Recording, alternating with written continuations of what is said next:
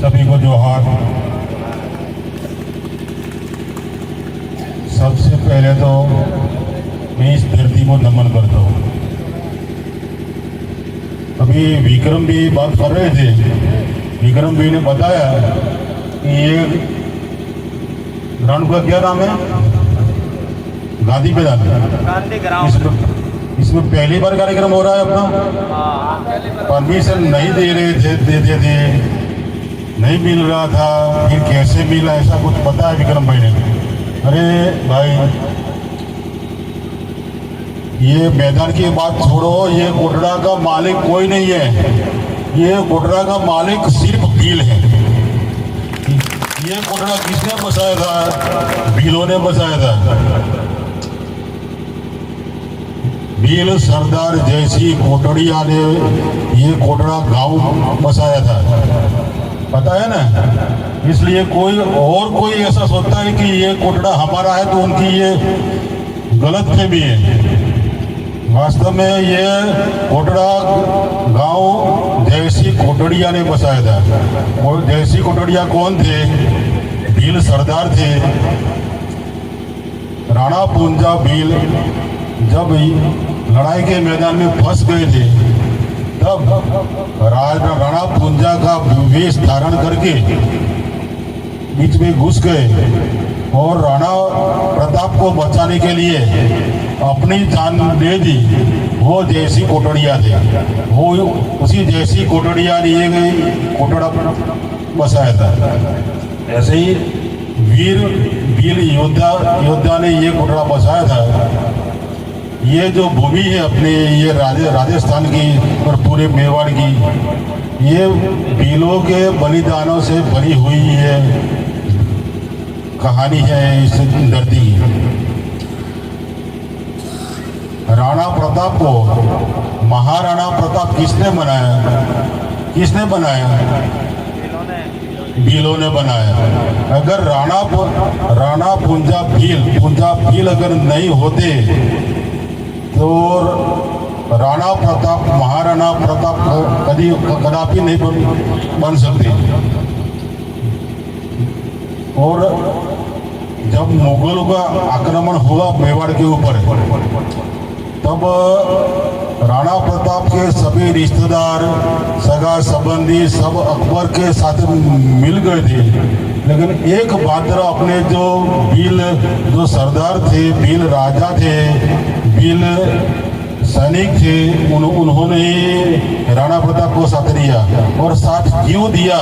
सबसे बड़ा सवाल ये है कि साथ क्यों दिया था?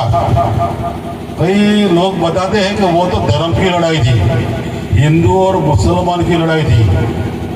अरे भाई अंधभक्तों, अगर वो हिंदू और मुसलमान की लड़ाई थी तो अकबर का सेनापति मानसिंह कैसे हो सकता था? और राणा प्रताप का सेनापति हकीम खां सूर, जो अफगानी पठान था, वो राणा प्रताप का सेनापति कैसे हो सकता था? वास्तव में वो लड़ाई कोई हिंदू मुसलमान धर्म की नहीं थी, लेकिन मेवाड़ की धरती, मेवाड़ का जल जंगल जमीन, उसको बचाने की ये लड़ाई थी। इसलिए पूंजा भील ने राणा प्रताप को साथ दिया और यह धरती को बचाने के लिए हजारों भीलों ने अपना बलिदान दिया। लेकिन आज स्थिति क्या है? आज ठीक वही स्थिति है। किसी को लगता होगा कि ये तो चुनावी सभा है। वास्तव में चुनावी सभा नहीं है। ये अपना अस्तित्व, अपनी पहचान बचाने की ये लड़ाई है। और ये लड़ाई में हम सब साथ मिलके आने वाली जो समस्या है, वो जो समस्या को कैसे सामना करें, इसके लिए ये मीटिंग रखी गई है। आज भी हमारा जल जंगल और जमीन तीनों खतरे में है। यहाँ राजस्थान में कोटड़ा तहसील में 2 डैम बनने जा रहे हैं। ठीक है, सही बात है राजू भाई, 2 डैम बनने जा रहे हैं।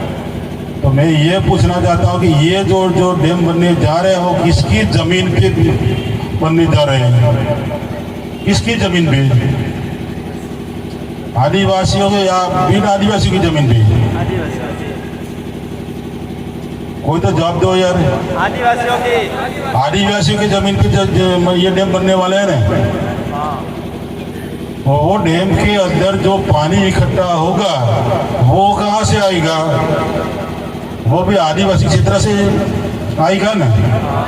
और वो जो डैम बनेगा उसमें पानी जो इकट्ठा होगा वो किसको मिलेगा? आदिवासी को मिलेगा?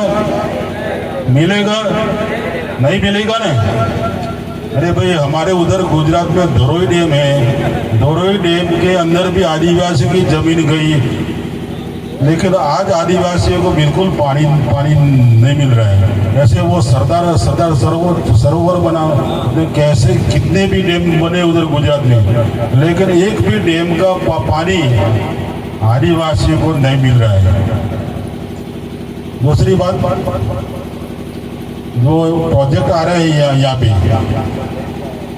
उधर गुजरात के अंदर तारंगा से लेके अंबाजी और अंबाजी से आबू रोड वो रेल लाइन निकलने वाली है, वाया पोसीना होके जाने वाली है। तो बीच में जो दादा तहसील के कई गांव और पोसीना तहसील के कई गांव के अपने आदिवासी भाई विस्थापित होने वाले हैं।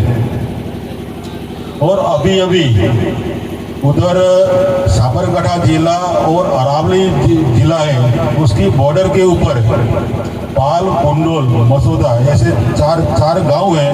वो 4 गांव के अंदर से वो क्रोमियम मिला है जमीन के अंदर से। वो क्रोमियम निकालने के लिए वो चारों गांव को वहाँ से खाली कराने वाले हैं। और वो जो क्रोमियम जो मिला है वो क्रोमियम सिर्फ 4 गांव के अंदर से निकलने वाला ऐसा नहीं है। उसकी जो बटर लाइन है वो 70 से 80 किलोमीटर के राउंड के अंदर से वो निकलेगा आने वाले समय के अंदर। तो वो जो 4 गांव के अंदर खतरा है, ऐसे यहाँ भी आज नहीं तो कल खतरा होगा, खतरा शुरू हो गया होगा। क्योंकि आज पूरे भारत देश के अंदर जितनी जमीन आदिवासियों के पास है, वो जमीन के अंदर 89 यानी 89 90 में एक कम 89 प्रकार के खजाने हैं। और ये खजाना किसी भी तरह से निकालने के लिए आज पूरी तरह से प्रयास हो रहा है। अपनी जो जमीन है वो जमीन हड़पने का प्रयास हो रहा है और सरकार भी उसमें मदद कर रही है। ये सभी बातों से हमें जागरूक होना पड़ेगा। और सबसे बड़ी बात है ये संविधान बचाओ। अभी जो अपन के सामने सबसे बड़ा प्रश्न है संविधान बचाओ। संविधान अगर खत्म हुआ तो हमें जो आदिवासी के नाम पे हमें जो हक अधिकार जो मिला है वो हक अधिकार खत्म हो जाएंगे। जल जंगल जमीन के ऊपर जो अपने जो हक अधिकार हैं वो भी खत्म हो जाएंगे। इसलिए संविधान को बचाना बिल्कुल जरूरी है। और इस बार का जो वोटिंग है वो वोटिंग किसी पोटली किसी जवानी की पड़ी वो पड़ी की आती है वो, या कोई पैसे के बदले में जो लालच में आके जो लोग देते थे वो अब समय गया है। अगर अपने भविष्य की चिंता है, अपने बच्चों के भविष्य की चिंता है, अपने बच्चों को पढ़ाना है, अपने बच्चों को डॉक्टर बनाना है, इंजीनियर को बनाना है, या अगर छोटी बड़ी नौकरी में कहीं लगाना है तो उसके लिए क्या जरूरत पड़ेगी? आरक्षण। अगर संविधान खत्म हुआ तो अपना आरक्षण भी खत्म हो जाएगा।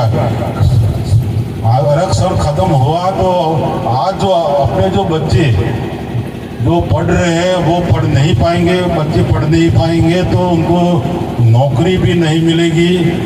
और ऐसा समय आएगा कि जो आज़ादी से पहले अंग्रेज के समय में जो समय जो था वैसा समय फिर से आएगा।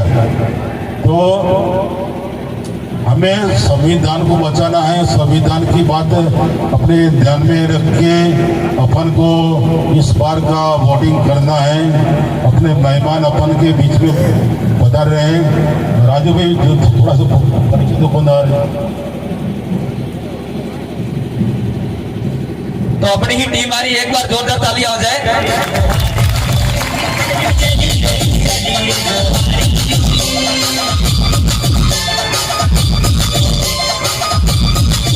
भाइयों जाजो मोट हो गया केम के एवी मीटिंग टीम से मैं होपेड़वानी मेरे के कोटेडिया गिल ने नो मोपेड़ कोटरा में पेड़ियो एवं होपेड़वानी मेरे देखा तो खाली होपेड़वा मेरे ही पासी मीटिंग हुई तो एमा तमा 1 रुपया में गेम वाल हो फोकट में गेम वाल हो 2 रुपया में वाल हो फ्री कैरी दे होन एवी बात इडी फ्री में खाता आज अपने हालते खराब है तो फ्री वालों नहीं खावो अपनु के माई लो खावो मूरो पेक यार कोठा बारे उतरा हुक्का नहीं है उतरा ना है उतरा